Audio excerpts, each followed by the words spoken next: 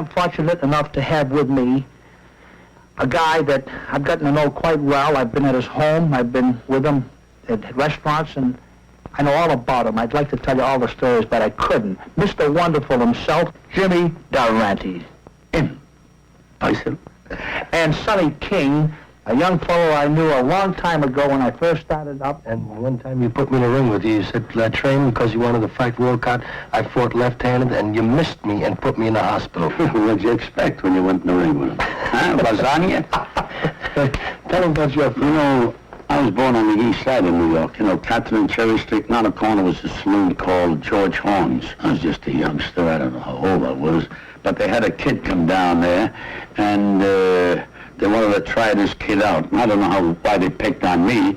So I went up there, and a fight started, and I was fencing, and this kid's manager stood on the sidelines there, and he, come on there, hit him on the beak, hit him on the beak. I turned around to see who was hollering, and he hit me on the jaw, and that was the last of my fighting career. What do you got over here? Jim, we got something we thought, we want to make you comfortable. You coming over to see me, so this ain't comfortable for you, is it? Well, you want to sit over there? Let's do that. Well, let's sit over there.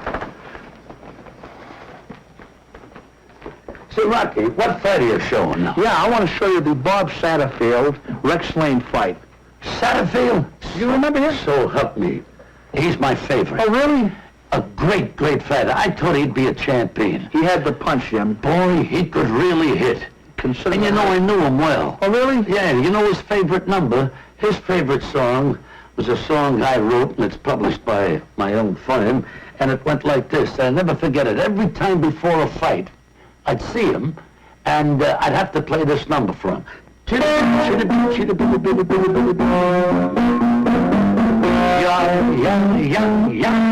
I used to love this number. And every time I used to play this number before a fight, he'd win. No. Is this the Rex Layne fight? This is the Rex Layne fight. That's the fight I didn't play for him, and he got knocked out. He got knocked out. This is right. Huh? Right, Jim. Didn't want to send the plane first. No. If you ever fight again, I'll guarantee you're going to win if you learn this.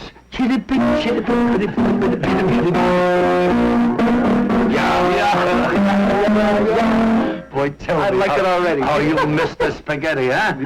Say, tell me something. This fight here, you fought Rex later, didn't you? On account of that fight, he got a fight with you. He looked so good in this fight, Jim, that he was the #1 contender, see? And they said, Marciano has to get by this man, or they figured the winner of the Rex Layne-Marciano fight would get a chance at the championship fight. So we were scheduled to fight, and we did fight. He was a rough customer. He was rough. The way I heard it later from one of his, I think it was his manager or somebody, he said he feinted with his right, he feints with his left, he saw an opening, and he was flat on his back. Huh? I like the one Jimmy says, I put his chips on my shoulder, and I told him to knock it out. No. The chip was still there, and the whole shoulder was gone. I like that one very much. Here's the bell for the main event, Rex Layne versus Bob Satterfield, in which Rex Layne, top-ranking heavyweight, hot from a win over Jersey Joe Walcott, takes on a hard-punching contender for the crown, Bob Satterfield. Madison Square Garden, March 9th, 1951. Let me tell you about it as I saw it. Layne in dark trunks has lost only one fight. Satterfield's in white. Between these two, they've knocked out 41 men. So the question tonight is not who's going to win, but how bad will the loser get hurt? Watch this early stuff. One shot could do it.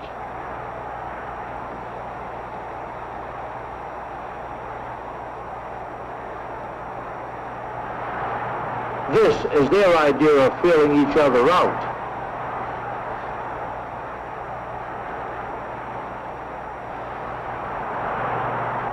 Satterfield is out of this world. He is one of the hardest hitters I've ever seen. But he gets knocked out a lot himself. That's because he doesn't take care of himself. I know he's come into some of these fights straight from the dance halls in Chicago.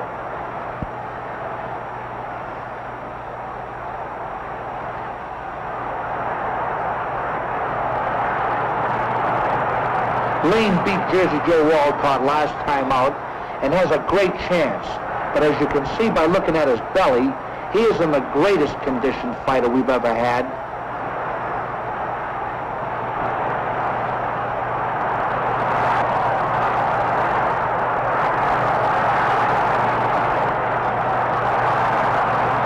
Layne is hurt bad. What a shot. He's all right. He picked up the count. But Rex, watch yourself against this guy. Get up and then get your head low. Hold him, Rex. Don't let him get any distance on you.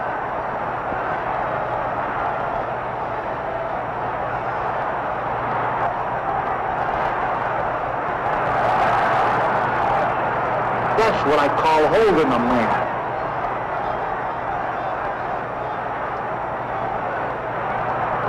If Layne keeps standing up straight right here, this Satterfield is going to leave him for the sweepers.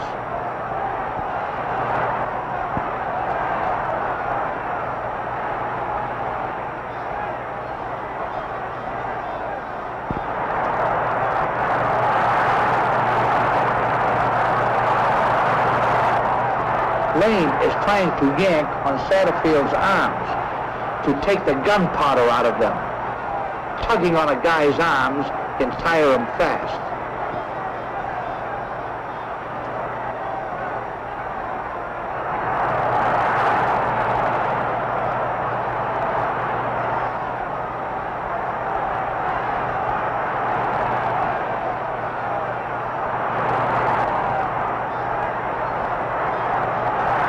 Layne shakes Satterfield even when he hits him on the arms.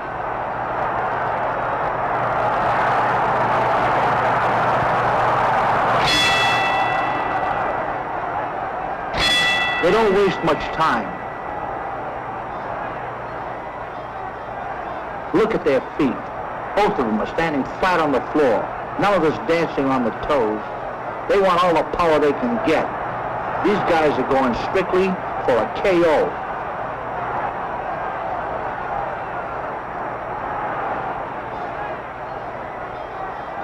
See what I mean?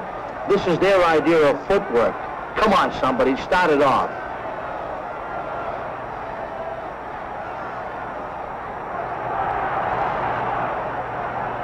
Layne, that was a real sucker punch you just took. You're not even supposed to take those in a schoolyard. Come on now.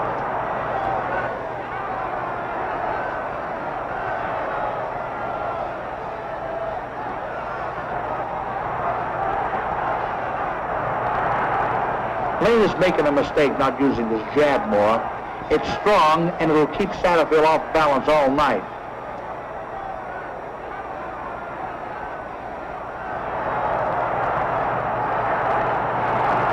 Layne's balance is off. Every time he throws a right, he goes way off balance, and Satterfield bangs him good with counters. Set yourself, Rex. Come in behind that left hand first.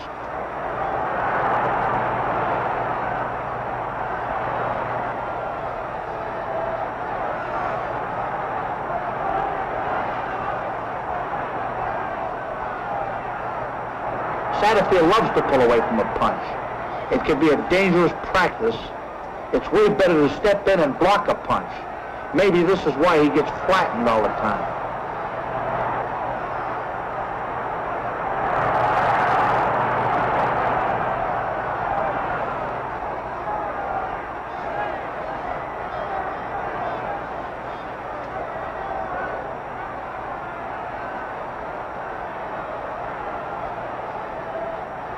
See what I mean about Layne's balance? He had his right foot way off the floor then. I don't know what they're teaching this kid, but it certainly isn't much. How can he fight without balance?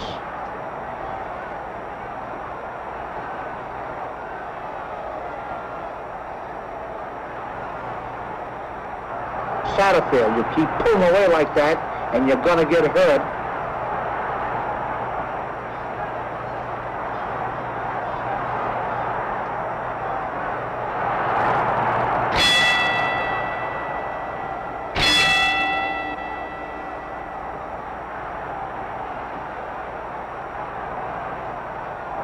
Satterfield doesn't want to trade jabs with Layne, so he crouches and circles. He wants to catch Rex coming in, away off balance. Then he'll take his best shot.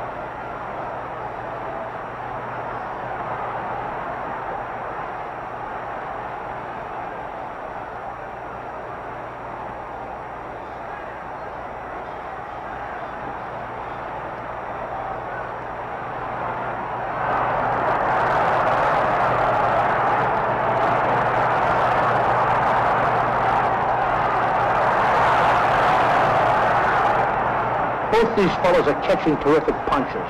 They better be in shape or they won't last. I don't know whether they are or not. Either one of these two, you can never tell.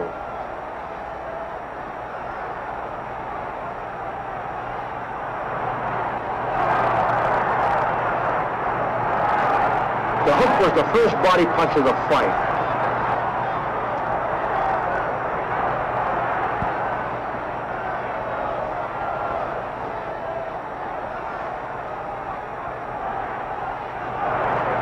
He shook Satterfield.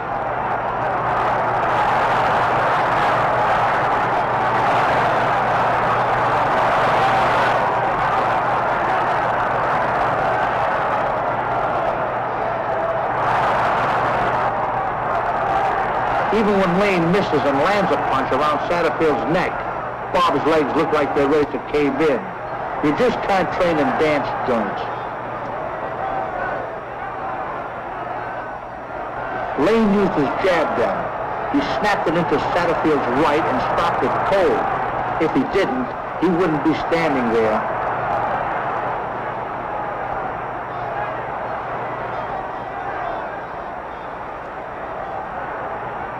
Stay off the ropes, Bob. He's too big for you there.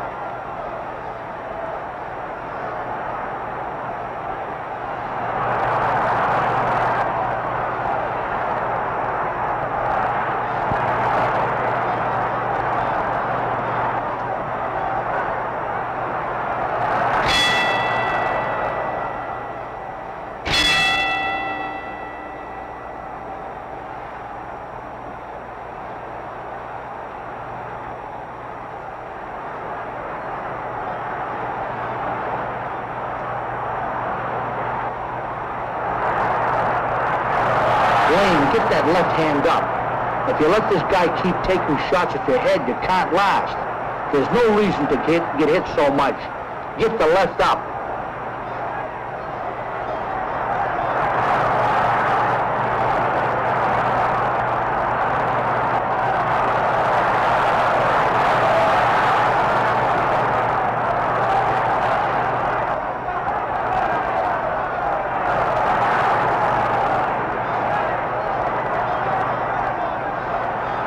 Layne should have stepped into Satterfield behind a jab or something. I don't see how you can afford to let this guy play along the way he wants to. He's much too dangerous for that.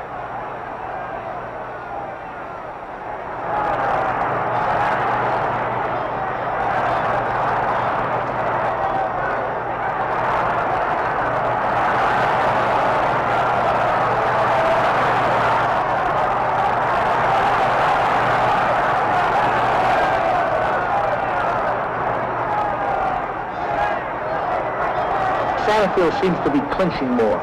This Layne is such a bull, he can be awful tiring to fight. Maybe Satterfield is starting to come apart.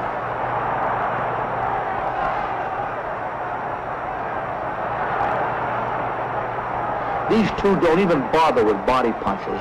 This is strictly a knockout fight. Careless defense, no footwork, just punching. Somebody's gonna go for sure, but right here, I don't know which one.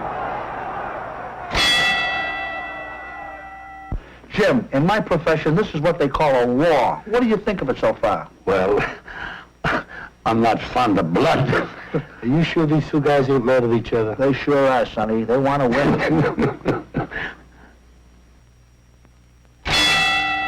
They're eager to get it over early. Left hooks, straight rights, no jabs, no feigning.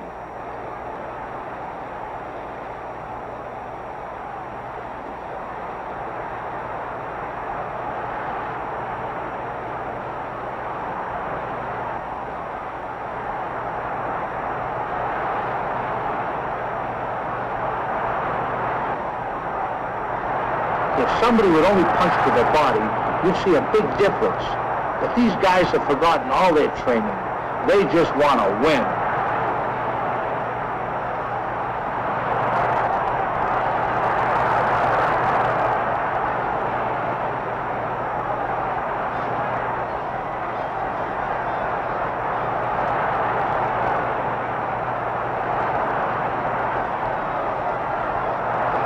Layne, your hands. Get them up. Whoever told you to go around with them like this?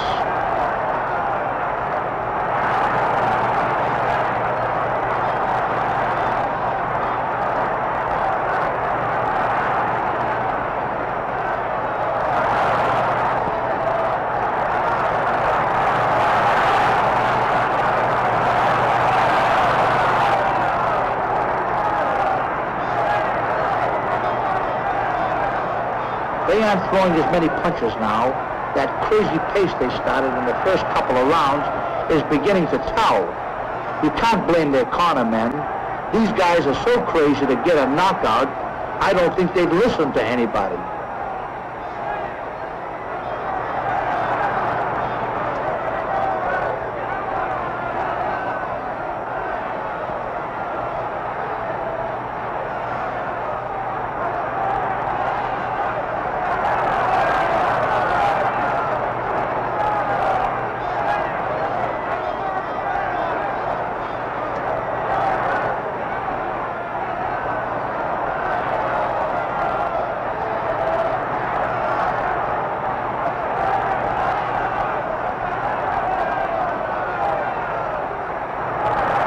Now Layne is starting to pull away from punches.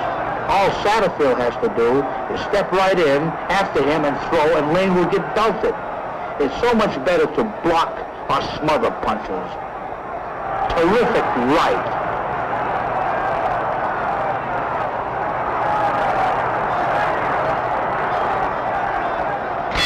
They got through another. They're both getting paid about $6,000 for tonight, but they've taken more than money's worth of punches. I don't know why they don't get those lefts out there and do it right. This is more like a brawl.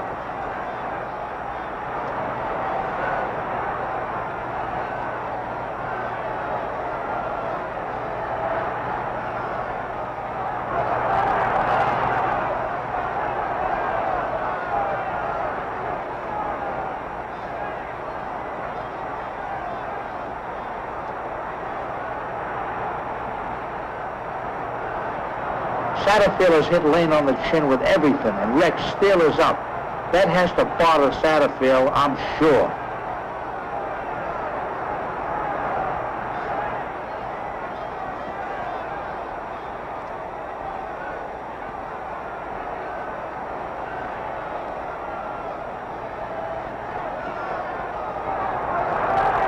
Stop that lunging, Layne. Get set. Then step in with the punch. Don't try all that reaching. You wind up off balance, and if you keep it up, you'll be on your face.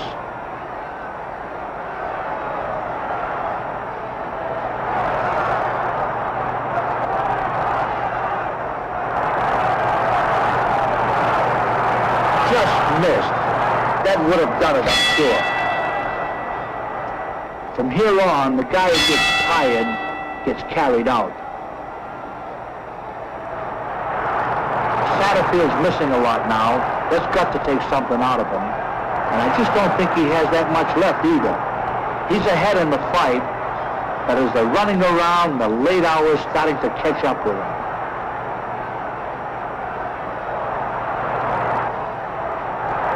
Layne was way off balance again, but this time he knew enough to hang on.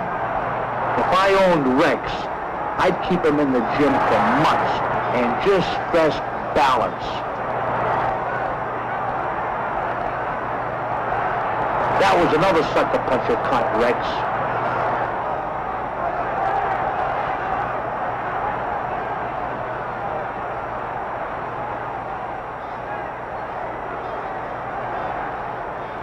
Layne's missing badly. Step in more with those punches. You'll miss all night if you don't. But even with these misses, you can see Layne is awful strong.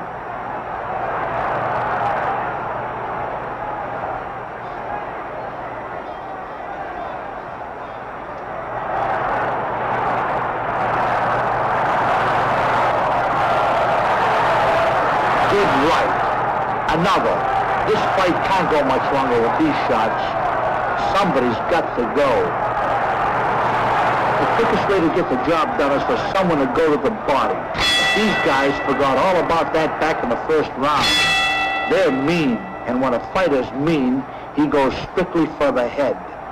Headhunters, we call them.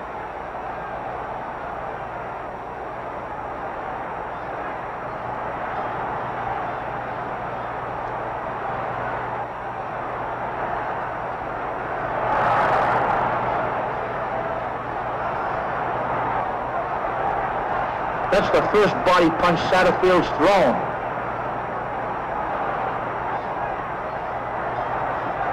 That right hurt Satterfield. Satterfield's legs looked shaky then. He held for his life. He's in trouble.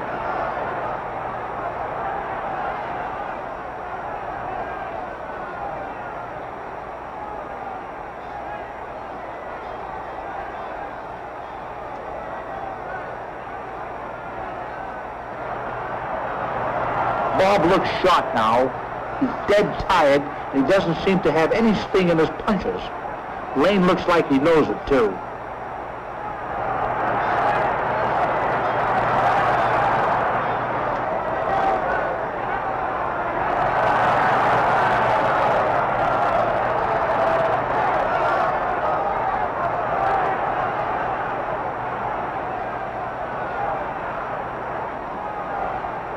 Bob's trying to get away. Don't run, Satterfield. Get inside and grab. You're gonna get hurt if you don't.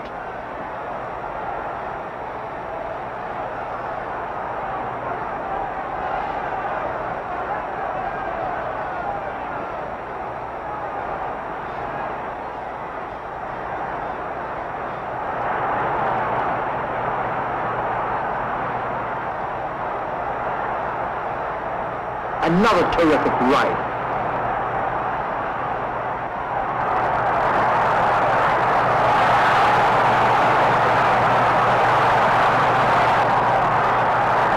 Layne is stalking him. He's looking to get that one shot in. He thinks that'll do it. Get your left up, Bob. Jab with it. Do something. A terrific right. I don't think Satterfield can get up. But look at this guy try. I'm wrong. He's gonna make it. But he's hurt bad.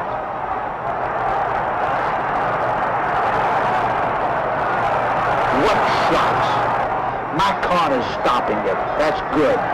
Satterfield doesn't know where he is.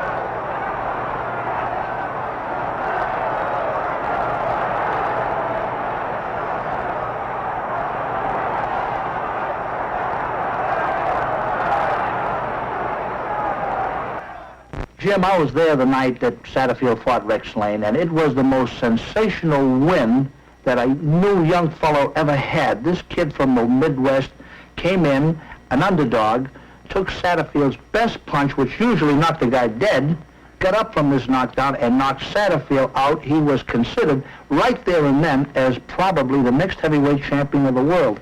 And then I had to face him. Well, you know something, Rock? No wonder he got knocked out. He didn't sing my tune. That's right, too. Jimmy, if I could coin a phrase, I'd call you the most main eventer. You not only learned to keep punching, but from what I've heard around town, you've kept a lot of people punching. I know this has been your credo in life. This little memento, a pair of golden gloves, is just my way of saying to you, Jimmy, don't ever change. Just keep punching. Thank you, Rock. Another item for my memoirs. The bigger they are, the nicer they are. And you can make it as easy as they did. Just remember, keep your left hand high, chin down, and keep punching.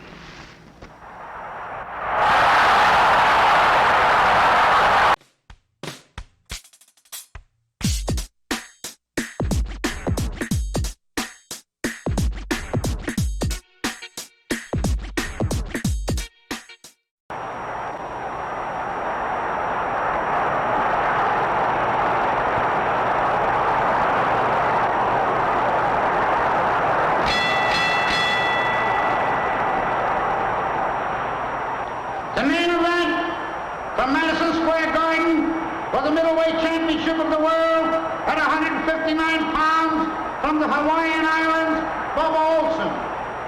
And at 160 pounds from Great Britain, Randy Turpin.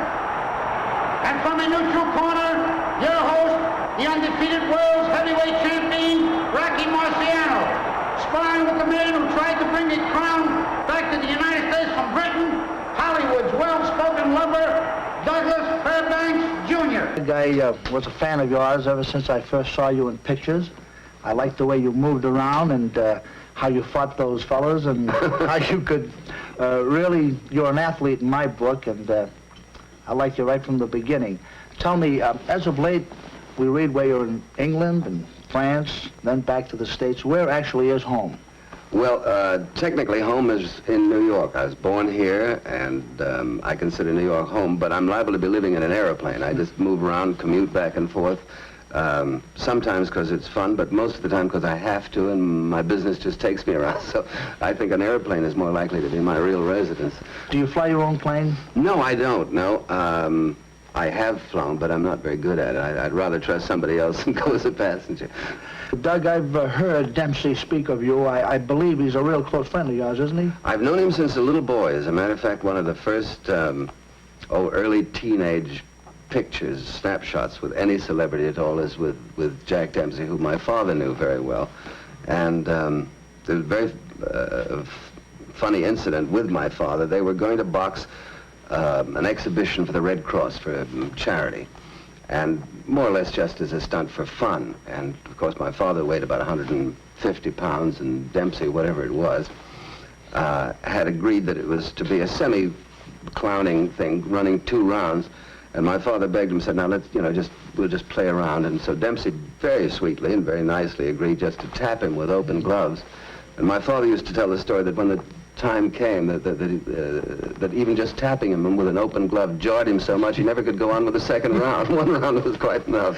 I know Jack's a playful sort of guy. Lots of times he just hits me on the shoulder. I feel it too. Europe has sent us many an exciting fighter. I remember reading about Max Schmeling from Germany. He was great. Yeah. Polino Uskeden from the Basque Woodmen. And then there was Carpentier. Yes. I know you play tennis with him now.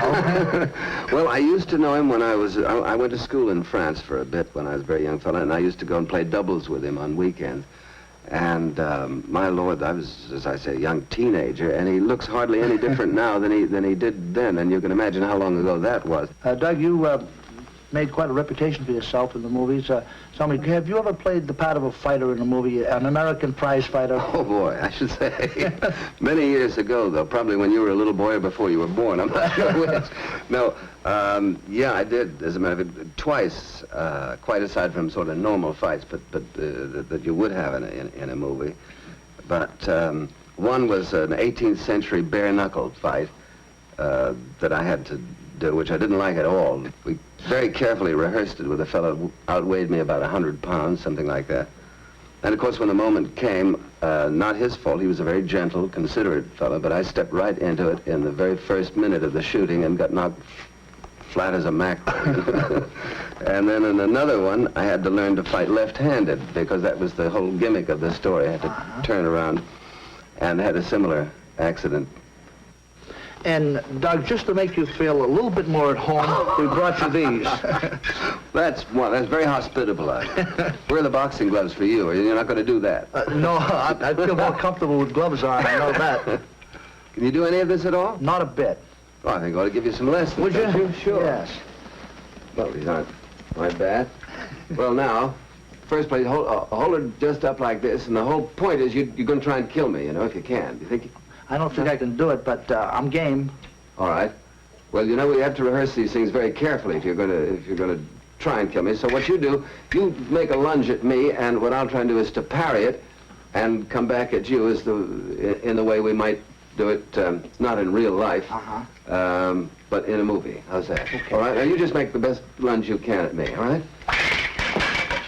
What happened? Oh, you did it. Bleeding from every pore. I'm glad I didn't take up that sport. There's the bell for the main event, a bout for the middleweight championship of the world. Bubba Olson takes on England's best, Randy Turpin. a 15-rounder in the finals of the World Elimination for the Crown, which was made possible when Ray Robinson retired. Madison Square Garden, 1953. Let me tell you about it as I saw it. Olson is in the ring at the right. There's Turpin getting in at the left. The referee, Al Burl. Olson was beaten twice by Ray Robinson. Turpin gave Robinson all kinds of trouble. Is Bobo tough enough for this Englishman? Olson committed 159.5 earlier today, and it's hard to believe he's this trim.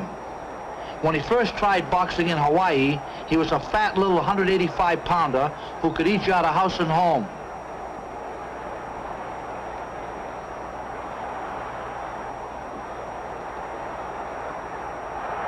Turpin comes real tough. When he was a kid, he made a living by going around to carnivals and taking on the strongest man in the house. The English call it booth fighting. Actually, it's just saloon brawling for money.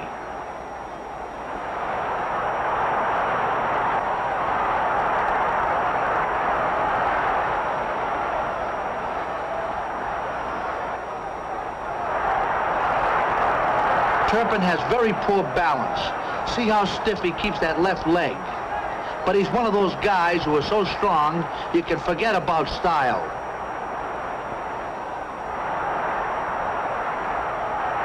Terrific hook, hurts Olson. He's good and shaky. Turpin, you can get it all right here. See how Olson ducked off to the side. He does everything that way. He never faces you square. It's confusing, but Turpin doesn't care. He seems way stronger.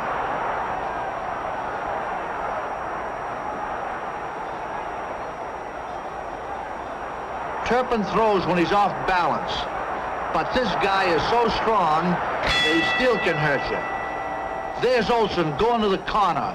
Sid Flaherty and Saul Gold come in to talk to him. The corner talks to Olson. They can tell a fighter many things between rounds. What to look for, how to cover up your mistakes, what to work on, and your pacing.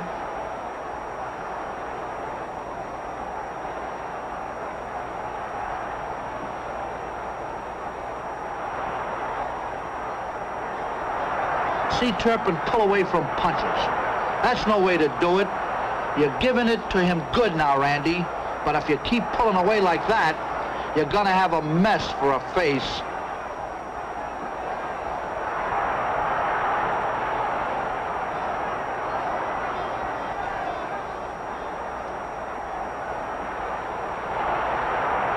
I don't know if I've ever seen a stronger middleweight than Turpin. Look at the guy. He's got a back on him like a light heavyweight.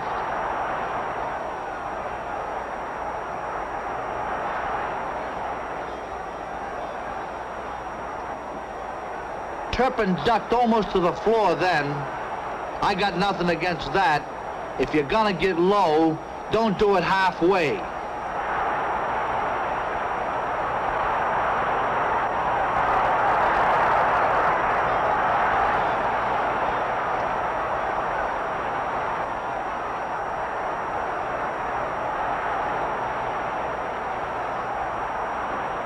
This looks like it's gonna be a tough night. Who's in the best shape? I don't know. Turpin had a cow when he was at camp, and nobody checked on the mileage. But he looks great here.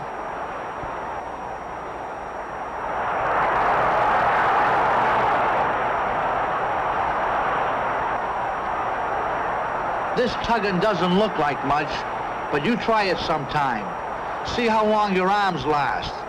And inside like this, you keep bumping heads with the other guy. It's the easiest way in the world to get cut.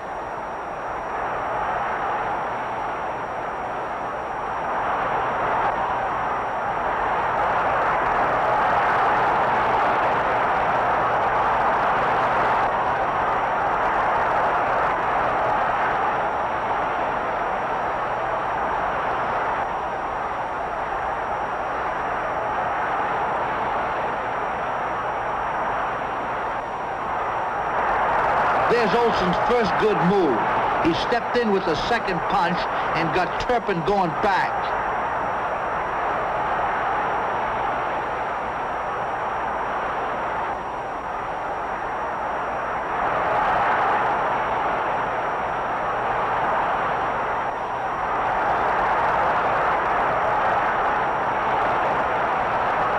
What are you doing on the ropes, Randy? You're stronger than he is. You shouldn't be there. Olson going to the corner.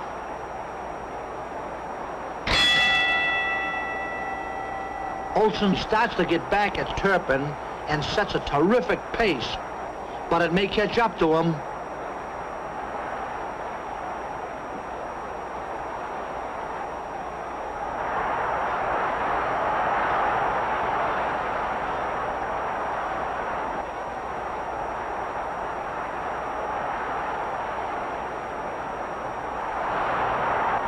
Randy's doing a lot of clinching now. He had a lot of bad luck today. His wife hit him on the head with divorce papers at the weigh-in, and it got the kid all shaken up. Forget about her, Randy. You got to fight for your life here.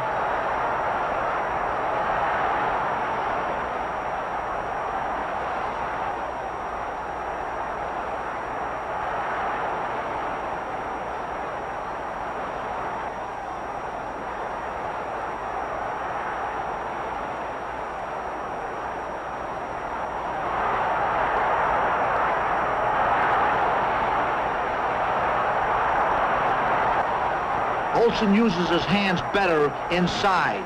He's gonna do a job on you, Randy. Get him out in front of you and start punching.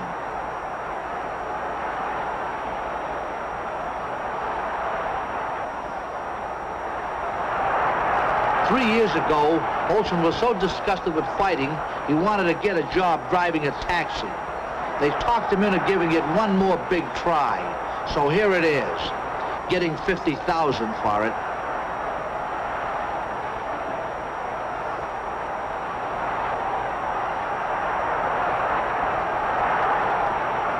Olson looks like a live one right now. He ran 4, sometimes 5 miles every morning on a beach in New Jersey. It's murder running in the sand, but it's paying off for him right now.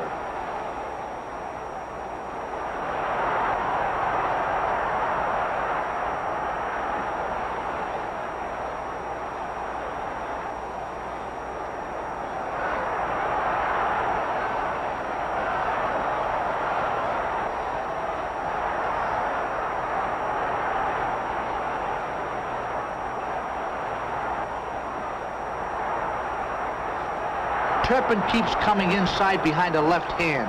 He wants to break Olson inside. You're making a mistake here, Randy. This guy is getting stronger.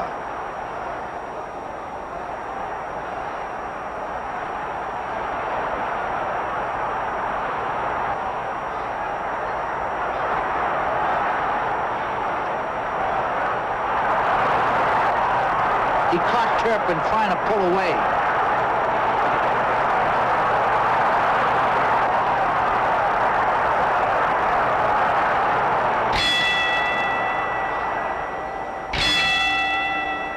Here's Olson coming out fast.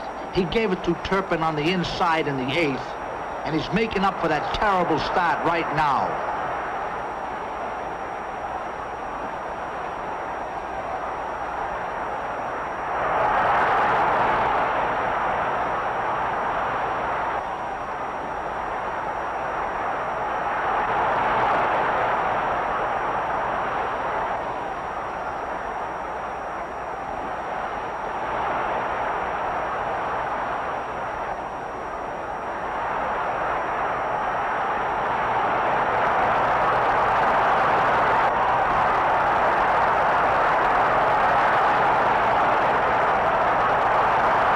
Go to the body, Bobo. He's rolling with those headshots. Stick him downstairs. It's an easier target.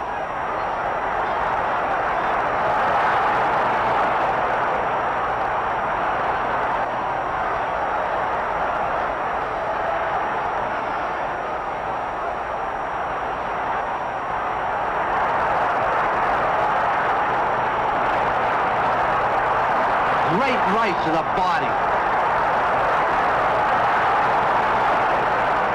Less than 10 seconds in this round. Don't even try and get up, Randy. They can't count you out. He seems to know where he is. Referee helping him up. Turpin looks like he knows what's happening, but is he in shape for much more fighting? What do you think of the fight so far? Well, the English boy doesn't seem to be doing so well. I think next time we get over there, I'll have to have a word about that. Yes, he's got some rougher rounds to come yet. Yeah.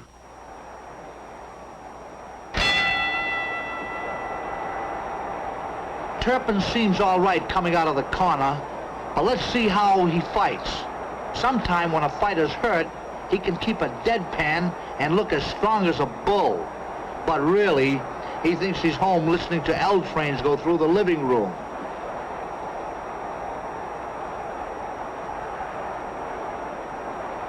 Good Olson shot to the side. He's shaking Randy.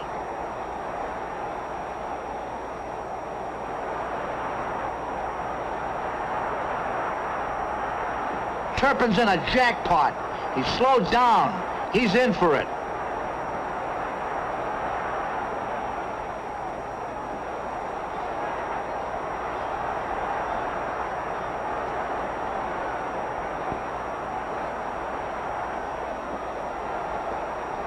A right hand hurts Turpin. Turpin's legs look shot. Terrific left hook.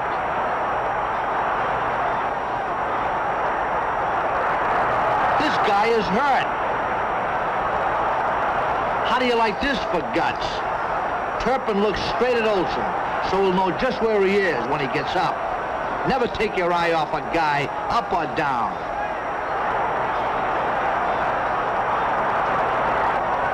The body, Olson. Go to the body, and you'll flatten him.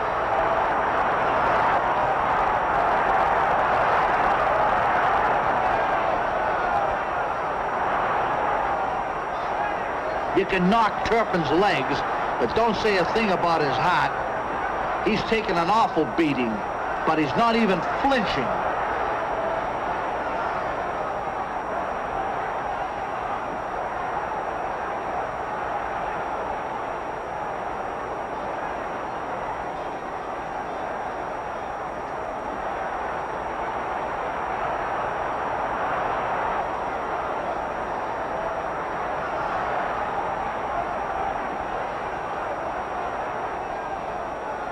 Randy, get off the ropes.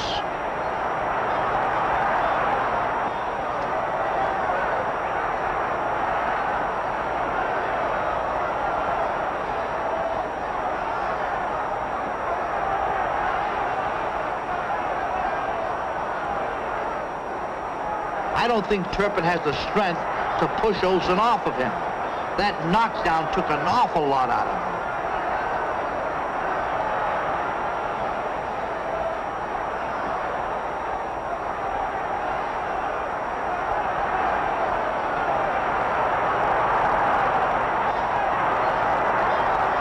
Olson just won't go to the body. If he listens to the corner, he'll knock this guy out.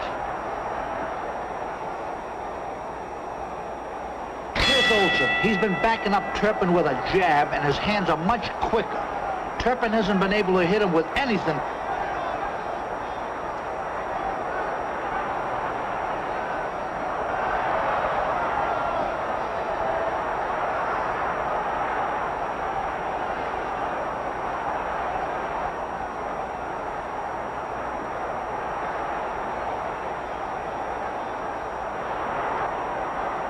Look at Olson bull him back. That's how you really take over a fight. Never let the other guy take a step forward.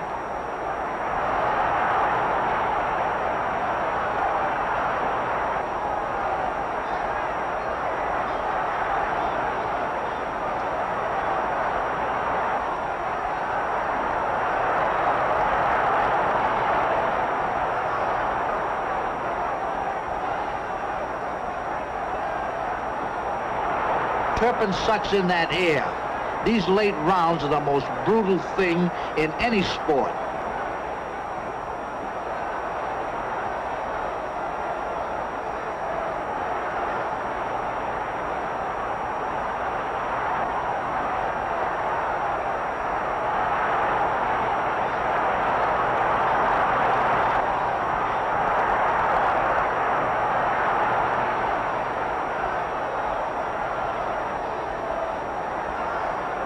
You're way off, Bobo.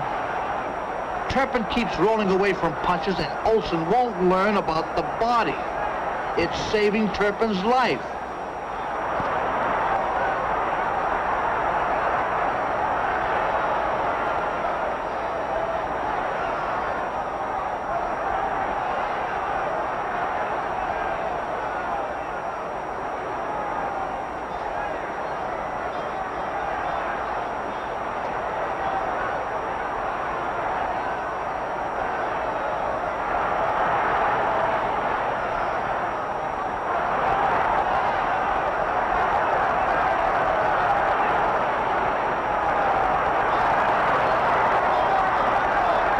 Grab him, Randy. Get off those ropes.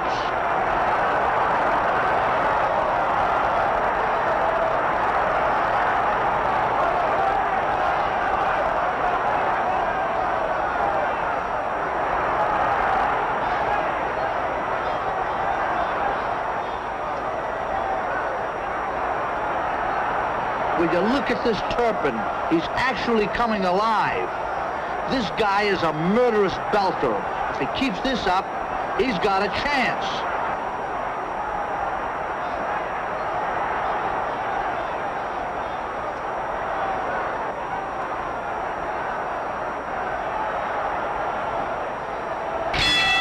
Here's Turpin going to the corner.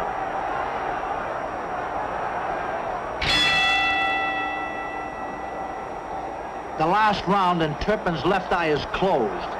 Forget about it, Randy. This is for the title. Go in there and take your best shot at this guy. You gotta go all the way.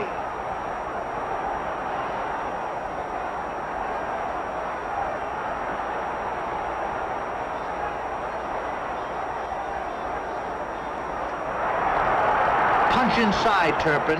You have to flatten this guy to win.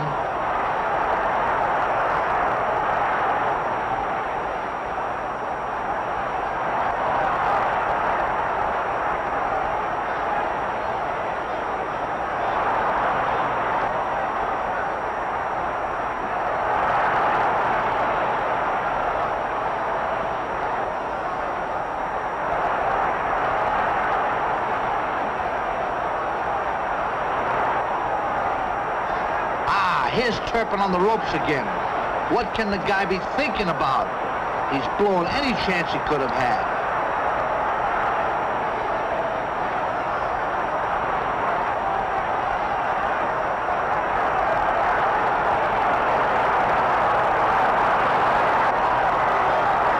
There you go.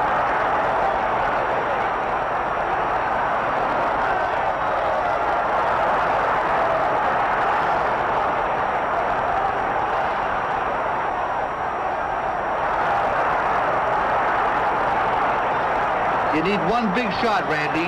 Throw the right.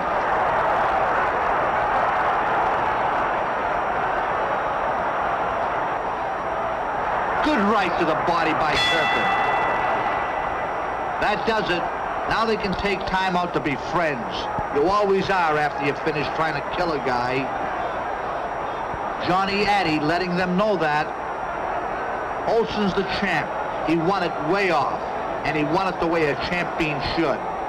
Right now, for this fight anyway, I've got to say, Olson is as good a middleweight as you're gonna run into. Doug, watching Bobo Olson beat Randy Turpin, who was so strong in the beginning, I just wonder how much those divorce papers helped in letting him lose the fight. Well, this isn't the Randy Turpin I saw beat Sugar Ray Robinson in England some time ago. Doug, you've been a main eventer since you first appeared in public. You know that you've got to keep punching. This pair of golden gloves is my little reminder to you and your friends to keep punching, to stay there. Well, thank you very much. I never thought I'd get some golden gloves from you, and I appreciate it very much. Be a wonderful souvenir, and I've enjoyed the visit enormously. Same here. The bigger they are, the nicer they are. And you can make it as easy as they did. Just remember, keep your left hand high, chin down, and keep punching.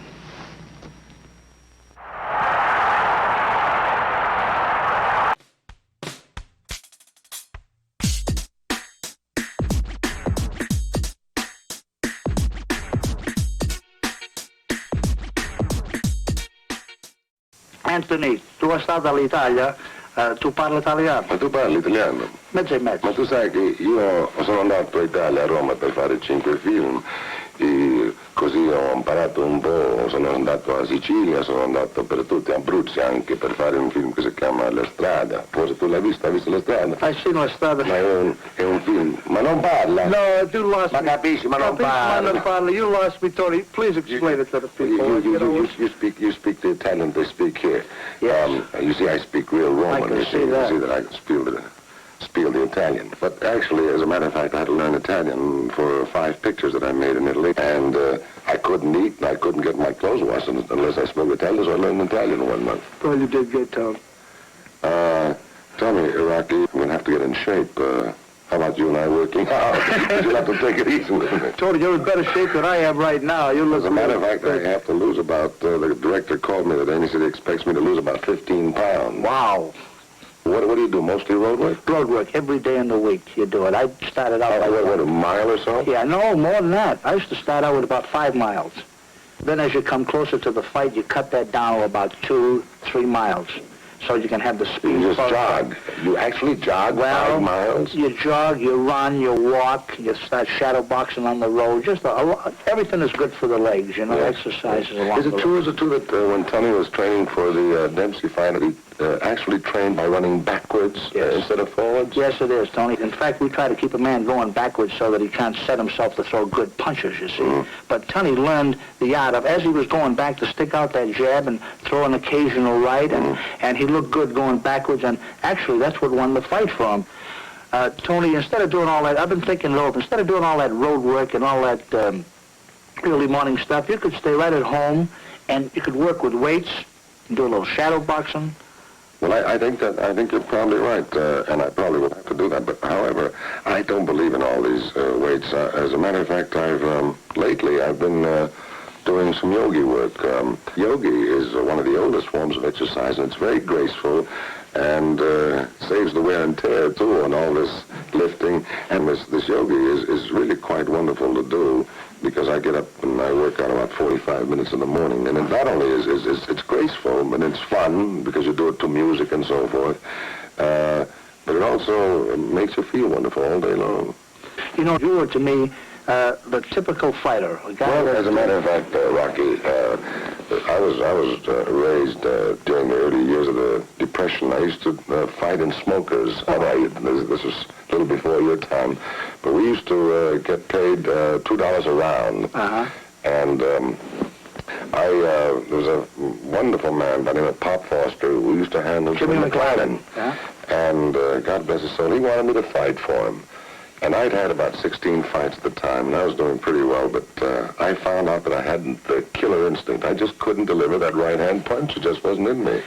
I imagine it's a reflex action, almost, this killer instinct. They call it a killer instinct. I'm sure it's not a desire to kill, but it's just the ability to finalize a fight. There's the bell for the main event, a championship bout for the middleweight title. Ray Robinson against Randy Turpin. Robinson had lost his title to Turpin 2 months before. This was a return bout.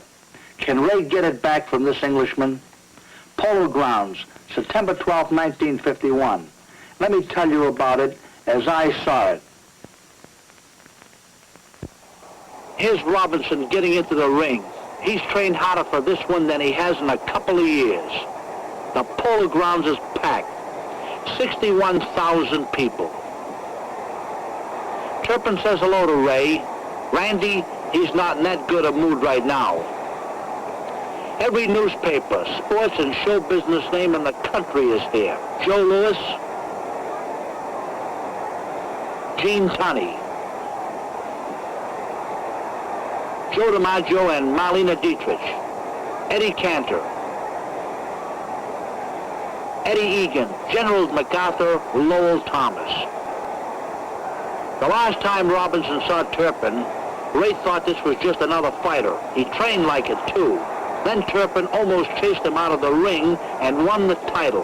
Robinson has been fuming ever since. If he ever wanted to fight a guy, it's Turpin. Johnny Addy introduces the fighters to the big mob. Robinson boxed Turpin while he was touring Europe back in June. Ray took exactly 21 people with him, including a personal barber, a comedian to keep him happy. So he took a couple of fights to pay the bills. One of them was Turpin. Ray fought him in London, but he had Paris in his legs, and it showed fast. Turpin bulled him, and he went home that night with the biggest prize of his life. Robinson wound up in his hotel room with Dr. Nardiello fixing the scar tissue of his eyes. Turpin busted up Ray something awful. So now Robinson has to show he has come back from all those nights in dance halls. He's been up in camp, forgetting to shave, living a little cruder than he normally does. Tonight we're going to see if it straightened him out.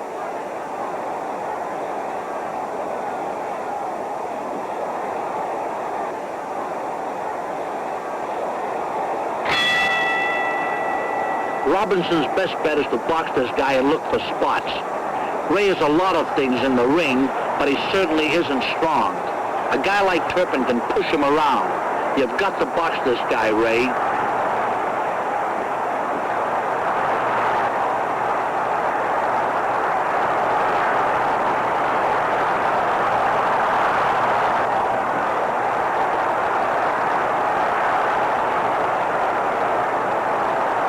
There. See how Robinson came inside that hook? That's the way the good fighters do it. Anybody who tries to step away from a left hook usually has a face that looks like it got caught in a car accident.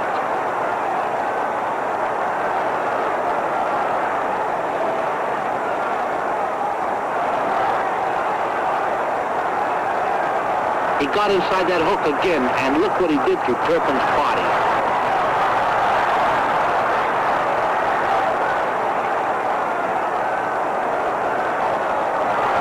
Robinson's inside that hook again. Do I love to see this? Anytime a guy fights right, it gives me a lift.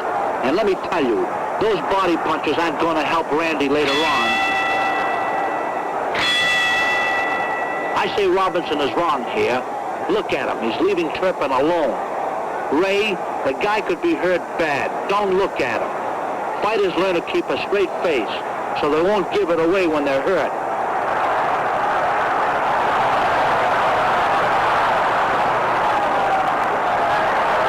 The way to go after a guy.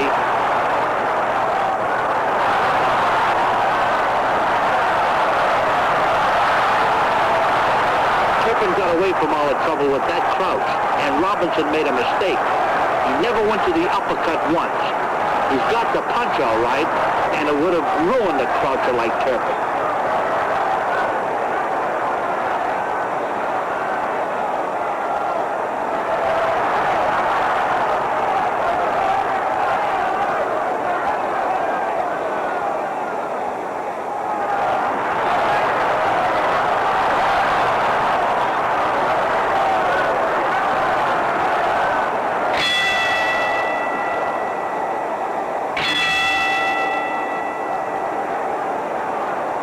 There's that Robinson jab. Every time I see it, I wind up trying to copy it. Bang, he snaps it straight out. No reaching, no pulling himself off balance. It's a one-piece motion behind that punch. It could be the best jab anybody in boxing ever had.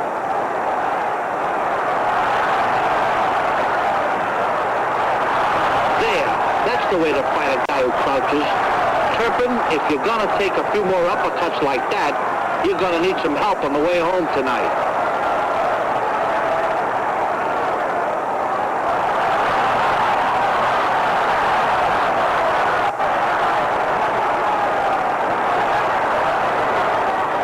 There's that uppercut again.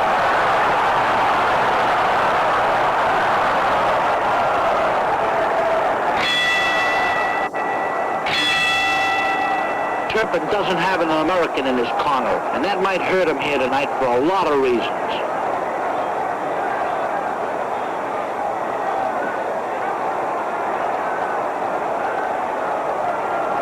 Terrific hook. Look at Robinson back off. He could be hurt, Randy. Go after him.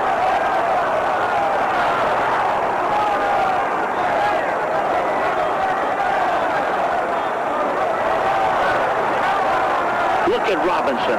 He isn't moving so much now. Maybe he's set too fast a pace in those early rounds, and he wants to slow it up. Or maybe he's starting to get tired.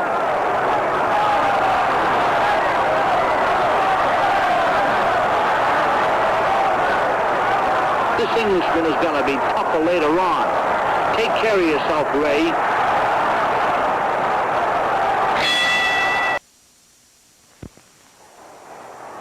Robinson's coming from the right, Turpin the left. This is the first time Turpin has ever been away from home. He's a funny kid. He screamed when he missed seeing the Statue of Liberty. The photographers had him posing for pictures when the ship went by him. Robinson's been keeping good distance on Turpin, but his feet are flat on the floor now. He can't move that way, and Turpin looks real strong.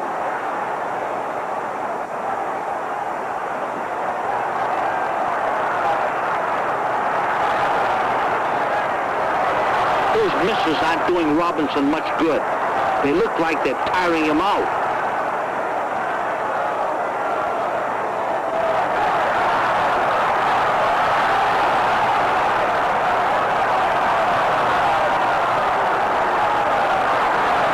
Turpin keeps backing away.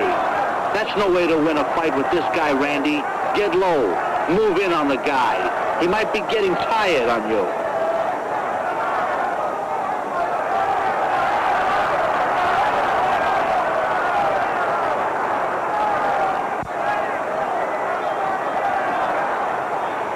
Turpin stops with that right.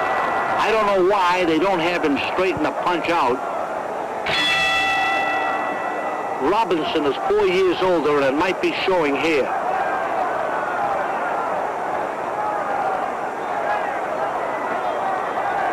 Randy, don't lead with the right hand against anybody. See what trouble it got you in there?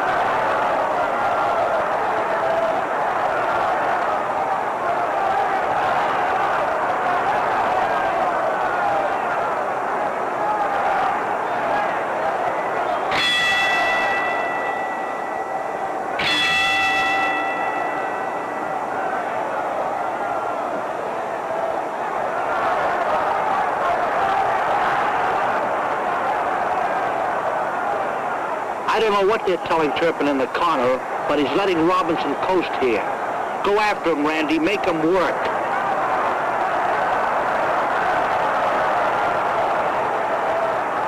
See? Robinson's just left-handing him in there. He's taking a good breather, just looking for one big shot.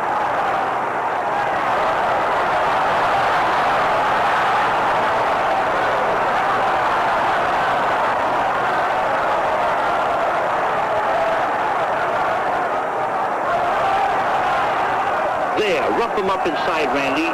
You're stronger. Keep on him. Turpin, don't ever turn your back on anybody. Next time, you might flatten him. Robinson's gasping for air. Look at him.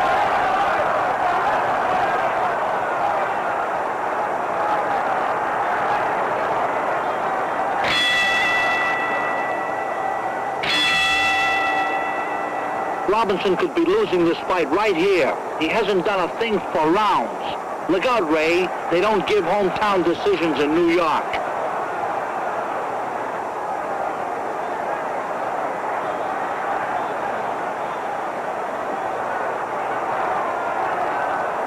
Turpin is awkward.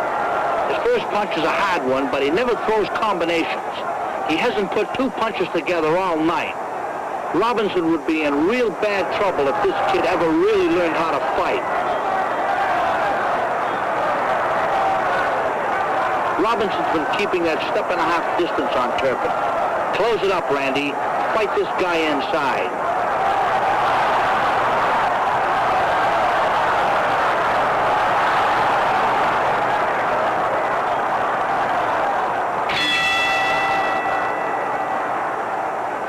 They still have a long way to go. Can Robinson last? I don't know. Turpin doesn't want to gamble with him. He knows Robinson still can belt.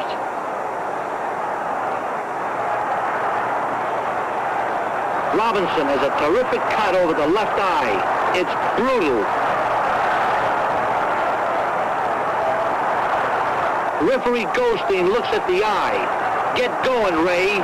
He may stop it. Look at Robinson. He's fighting for his life.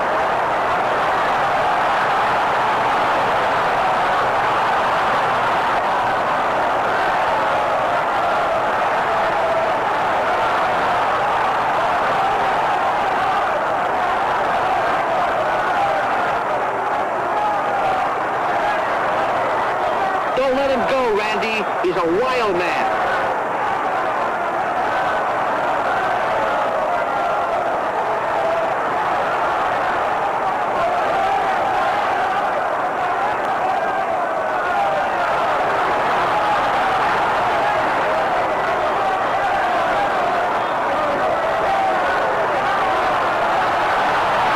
Turpin's hurt bad, but look at him.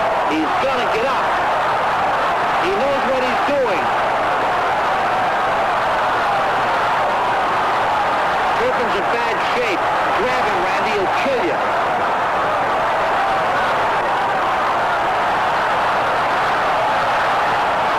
Robinson won't let him clinch. He's propping the guy up. I can't stand seeing a guy taking a beating like this. I want to climb in and help Turpin. Can he do anything? This is murder.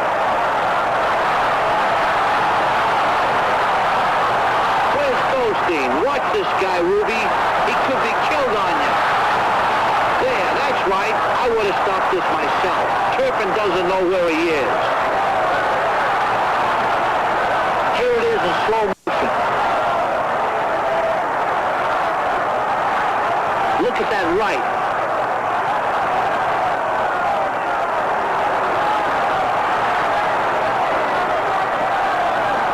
I don't know how the guy got up.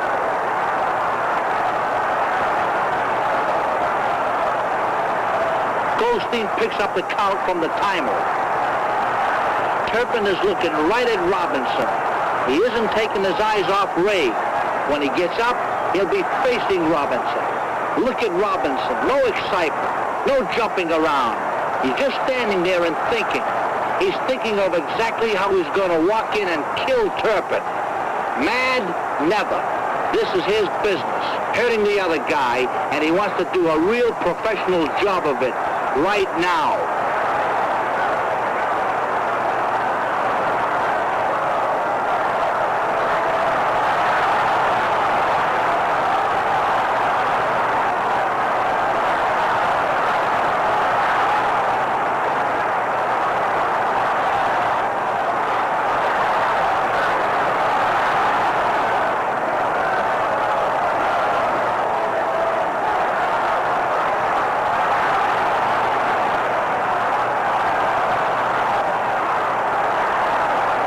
Robinson hasn't missed a punch yet.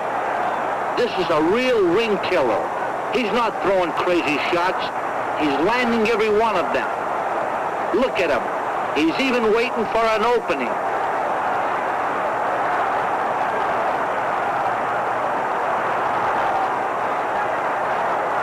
What's keeping Turpin up? He's getting hit more than he has in his whole career. Goldstein is off to one side. This is the worst decision of his life. Turpin must be strong. He'd be out if he wasn't. Should you stop the fight or what?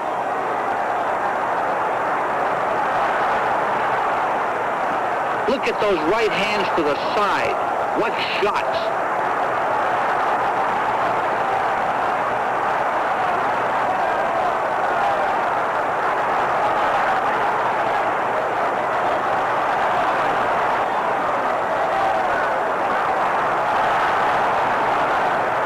There.